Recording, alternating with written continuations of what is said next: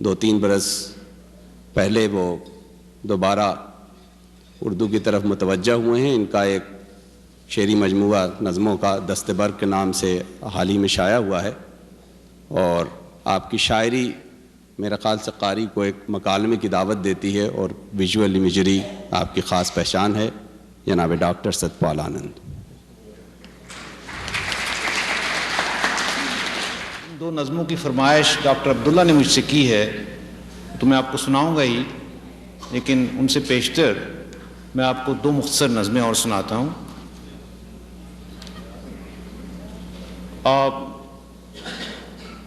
جیسے ڈاکٹر عبداللہ نے ارشاد فرمایا، شاید اس نظم سے آپ کو ایک مکالمے کی دعوت ملے۔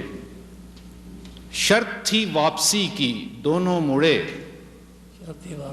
شرط تھی واپسی کی دونوں مڑے، آئے چوکھٹ پہ ایک بار رکے، ٹھٹکے گھر کے کواڑوں کو دیکھا، گھر وہی تھا کواڑ پہلے سے کچھ زیادہ پرانے لگتے تھے، دونوں داخل ہوئے تو پاؤں میں کانچ سا چبھ گیا، جھکے دیکھا، 5 برسوں کی جس رفاقت کو بھول بیٹھے تھے، اس کے ٹوٹے ہوئے عکس کا ایک پرانا ریزہ تھا۔ واہ واہ واہ واہ واہ۔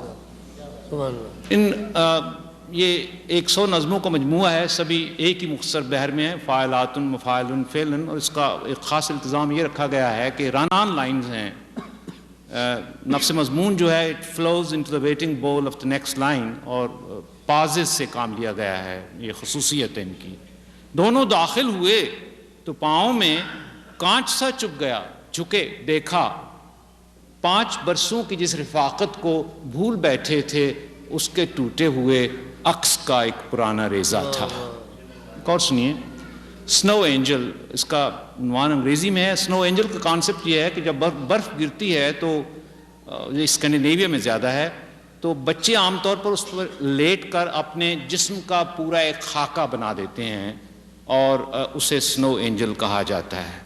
نظم سنیے، رات کو کمرے کا سناٹا پکڑ لیتا ہے اپنے آہنی ہاتھوں میں، اور پھر لاپٹختا ہے اسی بستر پہ جس کی برف سی براق چادر کی ہر ایک سلوٹ میں تم لپٹی پڑی ہو۔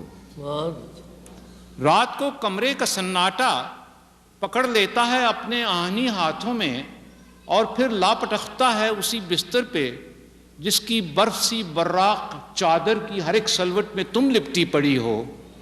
داہنی جانب کا گہرا جھول جس سے ایک مکمل جسم کا خاکہ ابھرتا ہے، سنو اینجل کا شاید، اور میں ڈرتا ہوں بائیں ہاتھ سوتا ہوں، تمہارا نقش بستر سے سنو اینجل کا خاکہ مٹ گیا تو شب کے سناٹے میں کس سے بات ہوگی؟ جن 2 نظموں کی فرمائش کی ڈاکٹر عبداللہ نے سنیے، ایک نظم ہے راستہ اور میں، یہ پیراڈائمیٹک فارم میں ہیں تقریباً سبھی نظمیں۔ راستہ کہتا ہے مجھ سے بچ نہیں سکتے، تمہارے پاؤں اور میں لازم و ملزوم ہیں، زنجیر میں جکڑے ہوئے ہیں،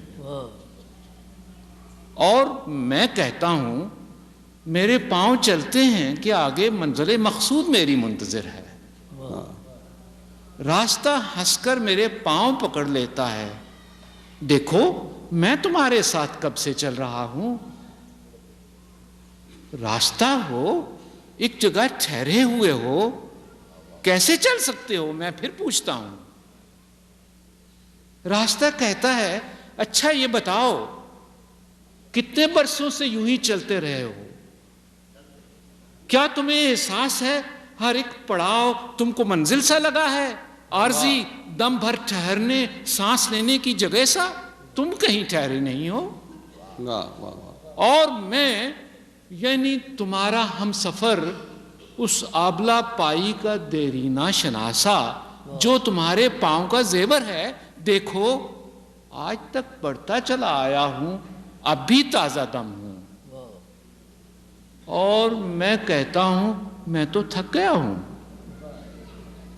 راستہ پاؤں کے تلووں سے لپٹ کر رونے لگتا ہے، نہیں ہمت نہ ہارو میں تمہارے ساتھ ہوں، دونوں چلیں گے، راستہ اور میں ابھی تک ہم سفر ہیں۔ واہ واہ واہ واہ واہ۔ ایک آخری نظم سنیے، یہ میرے شعری مجموعہ کی کلیدی نظم ہے، دست برگ۔ اس میں بھی مختصر بحر میں ہے، فاعلات مفاعل فعل، لیکن التزام وہی ہے رن آن لائنز کا، میں نے پازز سے کام لیا ہے، اور کئی بار آپ کو احساس ہوگا کہ شاید نظم وزن سے خارج ہے، لیکن نہیں ہے، سبھی مصرے مکمل ہیں۔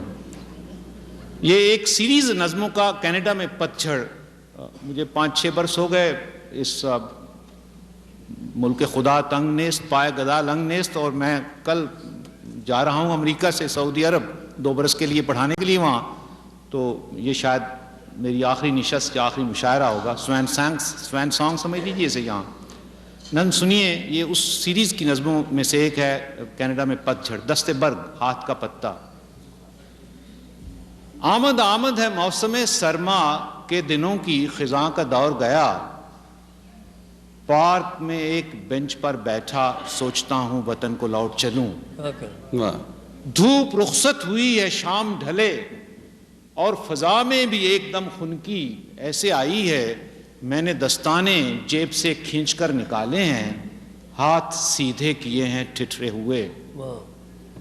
دور سے ایک خزاں زدہ پتا اڑتا آیا ہے اور ہلکے سے ہاتھ پر گر گیا ہے، میں حیرت سے ٹھٹکتا ہوں دیکھتا ہوں اسے، ہاتھ پر پتا اور پتے کے کھردرے بوڑھے زرد چہرے پر ایک لکیروں کا جال سا، جھریوں اور تاگوں کا تانا بانا سا، پتے کے نیچے ہاتھ اور اس پر عین ویسا ہی کھردرا بوڑھا، ایک لکیروں کا جال سا، جھریوں اور تاگوں کا تانا بانا سا، دیکھتا ہوں مماثلت کا کمال، واہ واہ واہ۔ جسم کی شاخ سے اگا یہ ہاتھ، پیڑ کی شاخ سے گرا پتا ایک جیسے ہیں، فرق اتنا ہے ہاتھ کی عمر ختم ہونے میں وقت باقی ہے گو بہت کم ہے۔ واہ واہ واہ واہ واہ۔ زوال عمر کا احساس ہے اور کچھ نہیں۔